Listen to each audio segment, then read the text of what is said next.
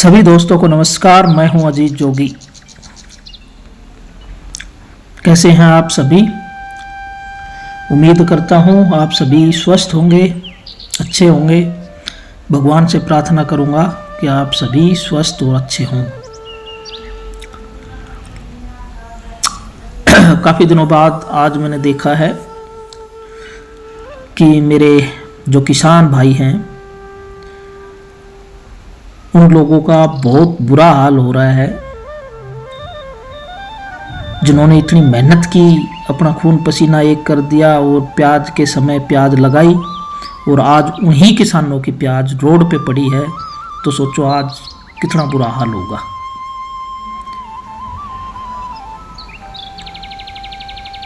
और जो लोग जाति के नाम पे दोहरी राजनीति करते हैं कि हम बीजेपी के हैं, हम कांग्रेस के हैं, मैं उन लोगों से पूछना चाहता हूं कि बीजेपी और कांग्रेस ने किया क्या है। आज जो ये किसान रोड पे बैठे हैं, मेहनत करते हैं, इन किसानों से ज़्यादा तो जो सामान इनसे खरीद के बेचता है वो कमा रहा है। तो इन किसानों की गलती क्या है? सभी भ्रष्ट लोग बैठे हैं, राजनीति के नाम पे बस भाईचारे को खराब कर सकते हैं। उन लोगों से जो सत्ता में बैठे हैं उनसे सवाल कोई भी नहीं कर सकता। वही लोग जब वोटों की बात होती है तो हमारे बीच में आएंगे, मुझसे नहीं बनती किसी और से बनेगी, उसके पास जाएंगे, मुझे तोड़ने की कोशिश करेंगे, मेरे जरिए उस इंसान को तोड़ने की कोशिश करेंगे जो मेरे पास बैठता है। आप लोगों को सिर्फ जागरूक होने की ज़रूरत है, अपने बच्चों को जागरूक करने की ज़रूरत है। ये नेता आपके आगे पीछे हंडेंगे, आपके भाई अपने जो खेती करते हैं, अपने जो किसान हैं, वो हमारी रीढ़ की हड्डी है। अगर वो ही हार गए तो फिर करोगे क्या इस राजनीति का? अरे सोचो, जाग जाओ, अभी वक्त है। कौन सोचेगा इन किसानों के बारे में? सिर्फ तुम्हें राजनीति करनी आती है, राजनीति कर सकते हो, इस गांव को फाड़ सकते हो।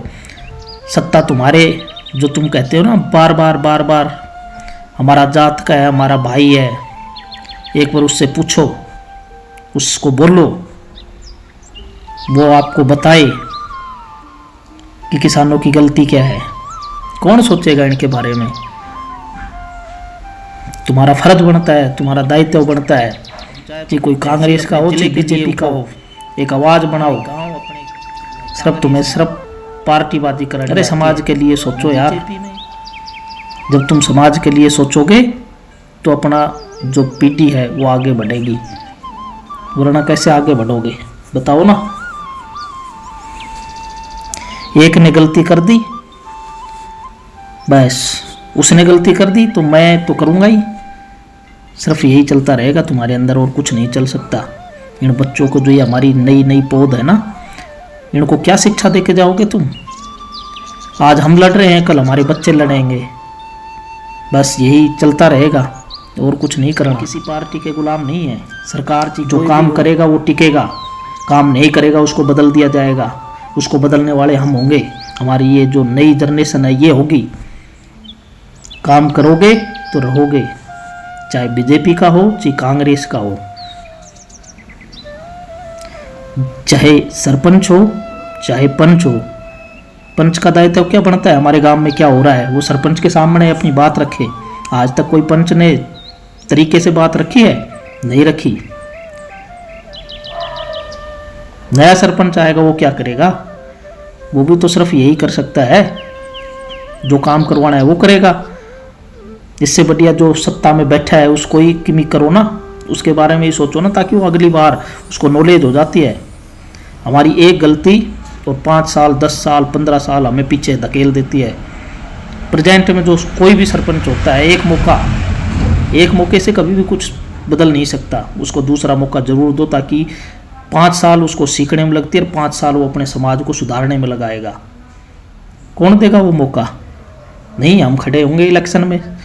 गांव में दारू बांटना, समाज में गंदगी फैलाना, क्या मतलब हुआ इन चीज़ों का? तो मैं यही कहूँगा, जागरूक बनो, अपने बच्चों को जागरूक बनाओ। चुनाव के नाम पे किसी प्रकार की कोई भी दारू या शराब बांटना किसी के घर को बर्बाद करना होता है।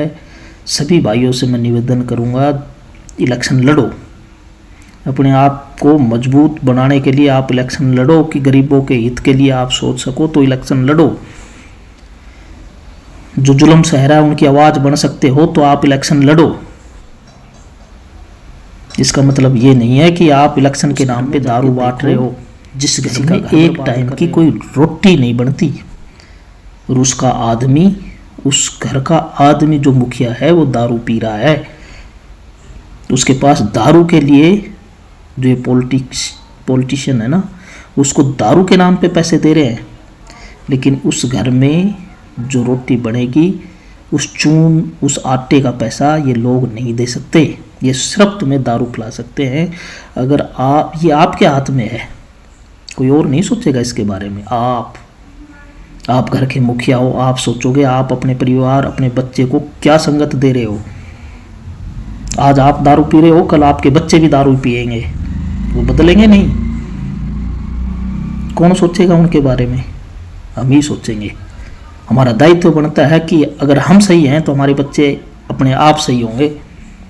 कौन सोचेगा इसके बारे में? कोई नहीं सोचेगा, दूसरा कोई नहीं सोचेगा। वो सिर्फ हमें सोचना है।